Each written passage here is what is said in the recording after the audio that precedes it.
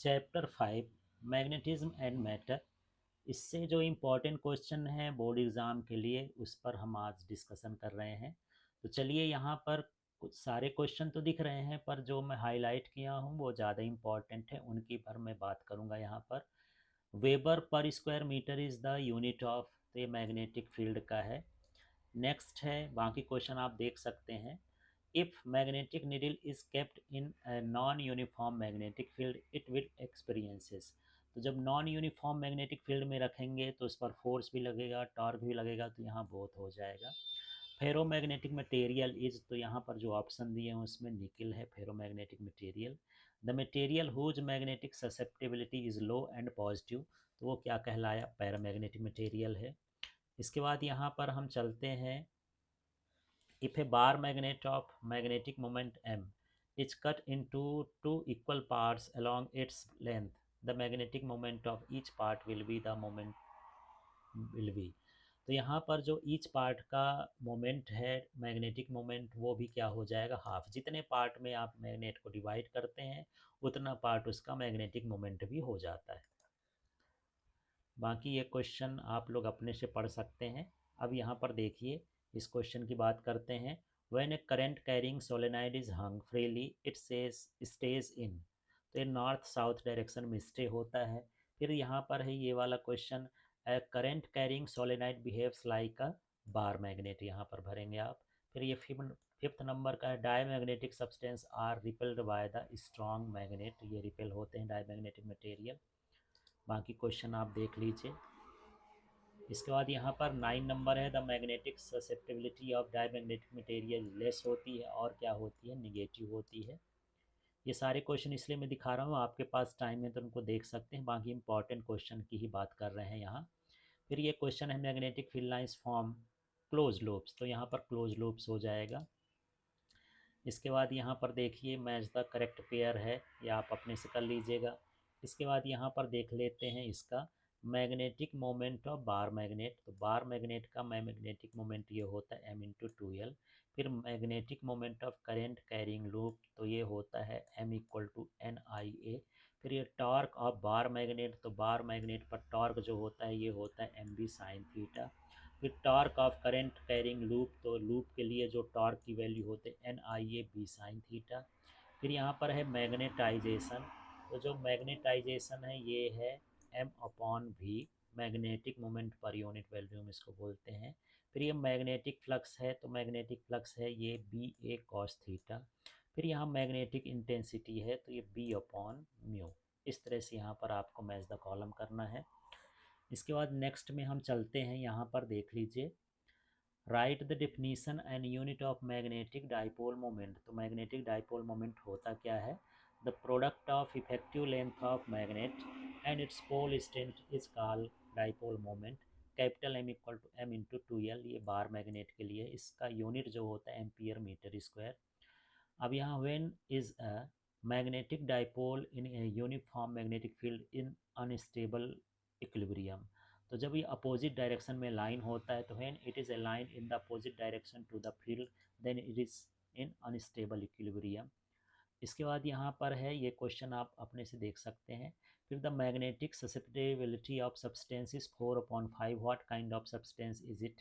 तो यहाँ पर एक तो ये 4/5 है तो लेस हो गई, दूसरा यहाँ पर पॉजिटिव है, कोई साइन नहीं लगा, इसलिए क्या हुआ, पैरामैग्नेटिक हो गया।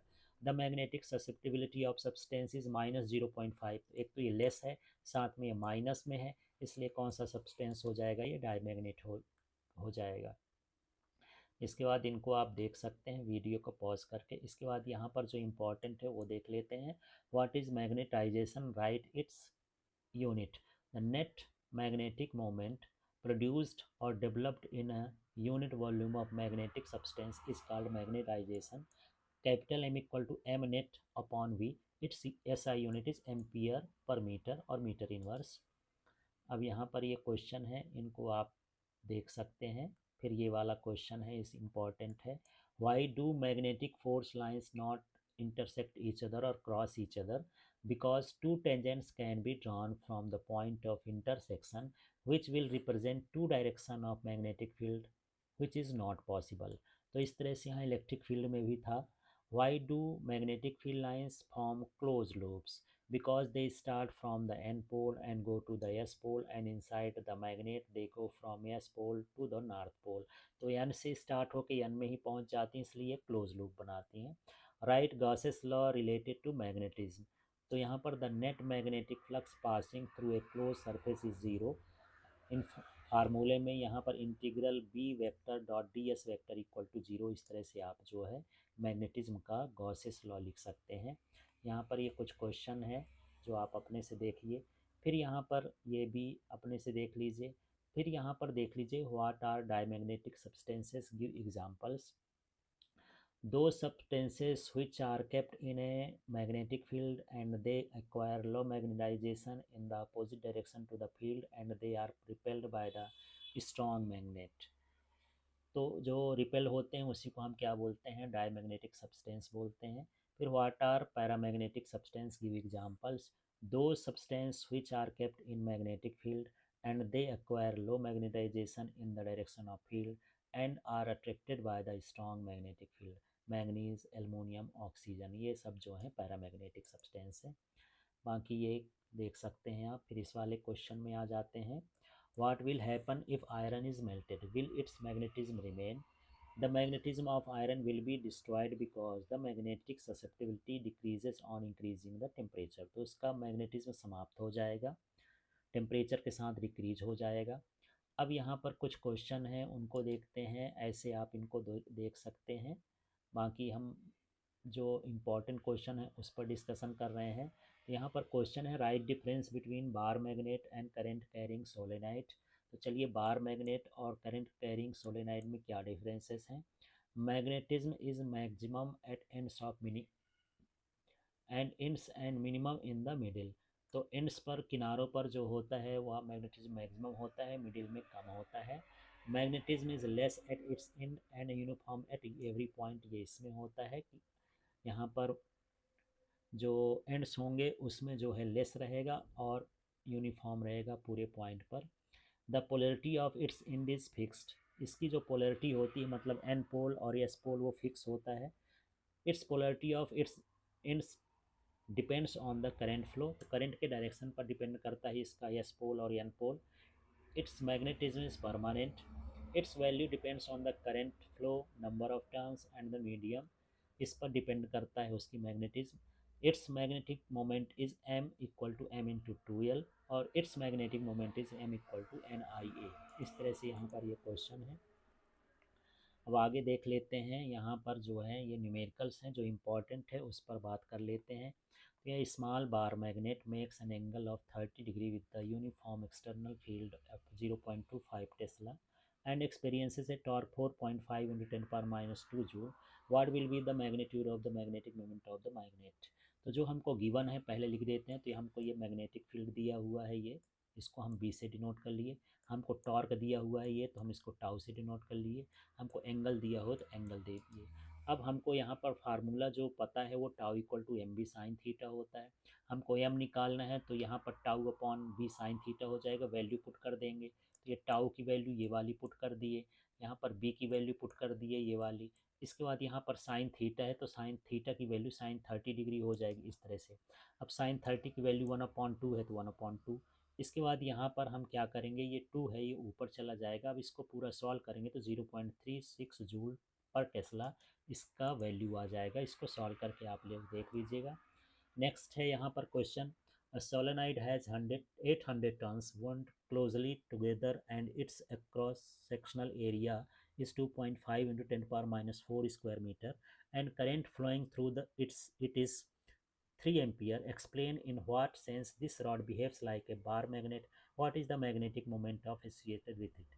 तो ये बिहेव्स जो है, बिहेवियर ऊपर के क्वेश्चन में है. बिहेवियर का मैं तो नहीं किया यहाँ पर, केवल यहाँ पर जो है आपको न्यूमेरिकल बता रहा हूँ. तो न्यूमेरिकल ही देख लीजिए. इसमें यहाँ पर देख लीजिए. Just as a bar magnet has a magnetic moment, similarly solenoid also has magnetic moment.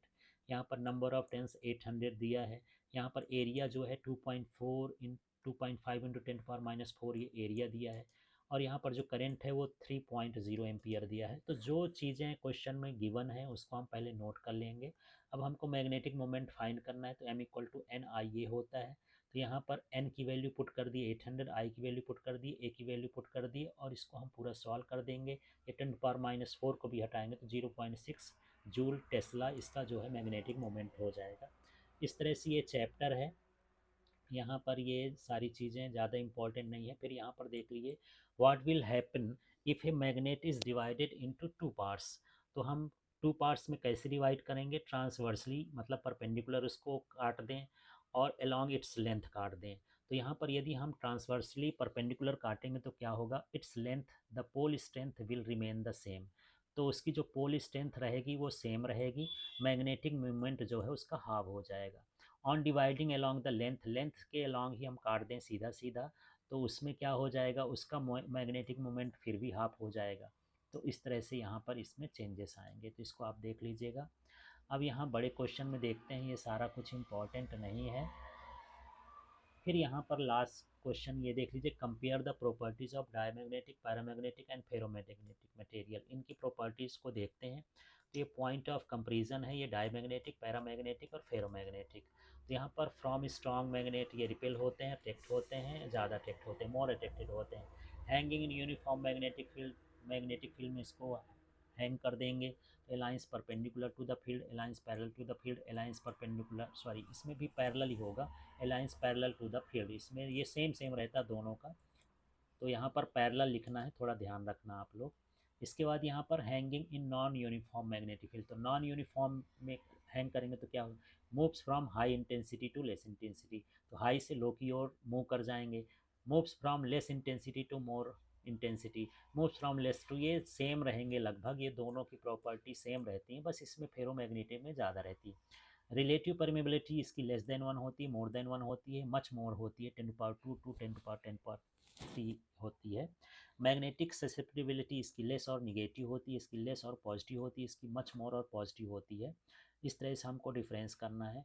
फिर यहाँ पर है permanent magnet can not be made, can not be made, can be made. और यहाँ पर स्टेट है, ये सॉलिड हो सकते हैं, लिक्विड हो सकते हैं, गैस हो सकते हैं, सॉलिड लिक्विड गैस ये भी हो सकते हैं, और ओनली इसमें क्रिस्टलाइंस जो होते हैं वही होते हैं। तो इसमें जो है आप इतने सारे डिफरेंसेस हैं, जैसे है 3 मार्क्स का है तो 3 डिफरेंस, 2 मार्क्स का है तो 2 डिफरेंस, इस तरह से आपको लिखना है। Thank you.